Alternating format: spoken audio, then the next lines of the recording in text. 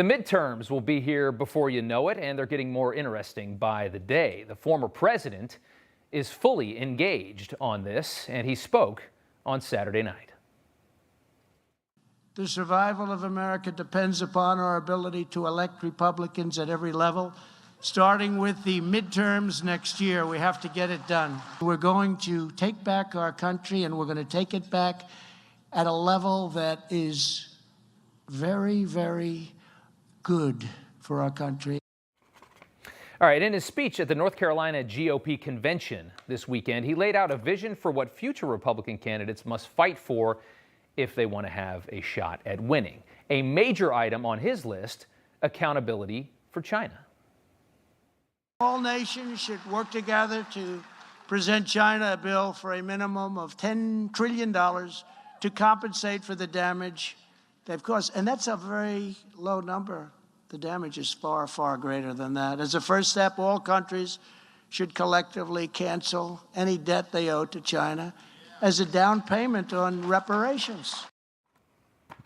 Really good idea. How nice to hear from somebody who actually cares when this country gets screwed over. Somebody who gets genuinely ticked off by all the money that we waste, all the ways we get ripped off, all the nonsense pulled by countries like China.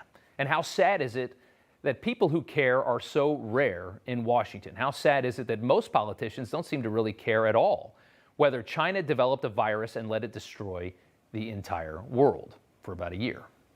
With Trump demanding Chinese debt forgiveness, here are the numbers. According to the Treasury Department, the U.S. debt to China was $1.1 trillion in January of 2021. Now that would only be a small dent in our total national debt because, of course, we run this country like a guy who works at Burger King and drives a Ferrari.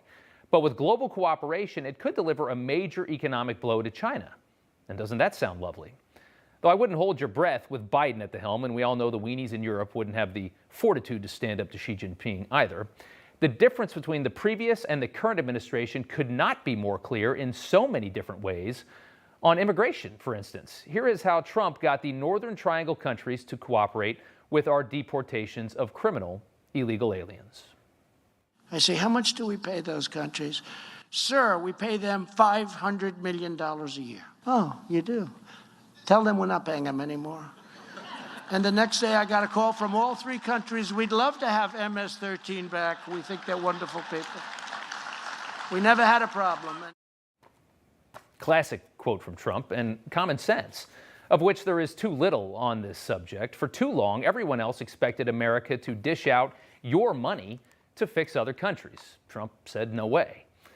What's the first thing Kamala Harris does when assigned the border crisis? Well, she gets the gravy train going again, of course, promising hundreds of millions to the Northern Triangle countries. Yes, we must use your money to fix Central America, or else we must adopt anyone who wants to come here. That's the policy. Yes, fixing the entire world is now your responsibility. And it's pretty clear that we can't. Check out this headline from the New York Times. U.S. aid to Central America hasn't slowed migration. Can Kamala Harris? Even the New York Times admits our foreign aid is not fixing Guatemala. Handing out free money never fixes anything. That won't stop the liberals from trying about 1 million more times, though. And what a mess we're making of this country. What embarrassing policies by these bleeding heart liberals. Kamala finally made her way to Guatemala today. More on that later in the show, including the Guatemalan president blaming her and Biden for creating this mess. That's pretty good. But for now, check this out. On Air Force Two, while heading to Guatemala, the Vice President of the United States passed out cookies that looked like her. That's the priority. Kamala again pretending she's not really a robot, hoping she gets elected in 2024, even though nobody really likes her. And of course, not taking the border seriously at all.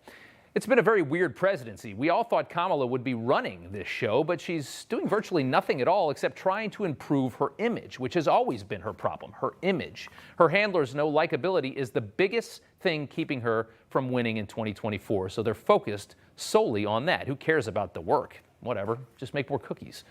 The White House receives very little actual media scrutiny, so it's easy to phone in this job that she has.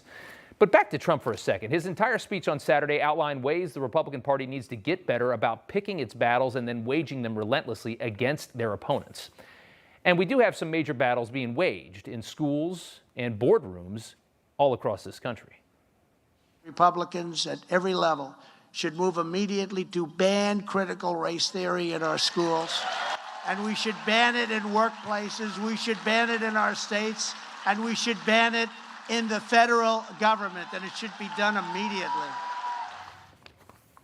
It's as simple as that. If you're going to align yourself with the MAGA agenda, if you're going to be one of these candidates that aligns with Trump, then you need to be a candidate willing to stand up to the people who are going to call you a racist, a sexist, a bigot just because you vote for Republican policy. As stupid as that is, it needs to be said. We shouldn't be forced to live like this. Yelling racism in this country or claiming you're offended by something shouldn't be a free ticket to get anything you want. And it's time we all got off our heels on this issue. Everyone, of course, is mortified to stand up to any of this because they might be called the dreaded R word. Well, it's not racist to stick up for yourself. It's just not. What's racist is how casually the left has begun to hate white people and Jews and Asians and frankly anyone that they deem as privileged. And they can say that about just about anybody they want. The president also touched on spending on Saturday night, which of course is also something in this country that is out of control. They're also pushing a $2.25 trillion infrastructure bill. That's not infrastructure. It's the kind of things that you don't want. 9% looks like it might be infrastructure, but mostly it's not infrastructure at all. You got to give them credit. It's a terrific ploy to load up a bill with a ton of socialist policies and government expansion and then call it infrastructure. The one thing politicians of both sides know is the American people aren't paying attention to details. Why do you think they write up bills that are thousands of pages long? They know nobody reads them, the media included. So why not write up an infrastructure bill with almost no infrastructure and then load up a bunch of government expansion that helps them? Well, it's a good idea.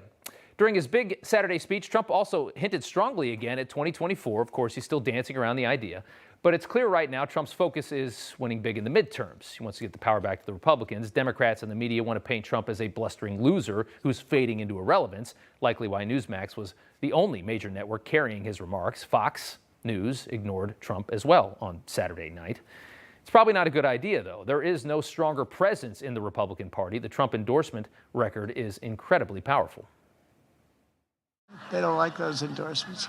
But we've been very, very successful, literally hundreds to 1, hundreds to 2 in terms of the endorsements and the power of the endorsement, because people respect that I do want to make America great again. So this primary season is going to be a test of the weight that Trump still carries.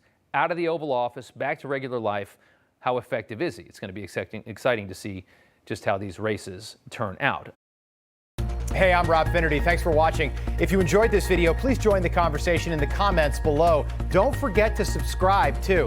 Hit the bell icon to be alerted to breaking news. And remember, there's a whole lot more on Newsmax TV, America's fastest growing cable news network. Newsmax TV, we're real news for real people.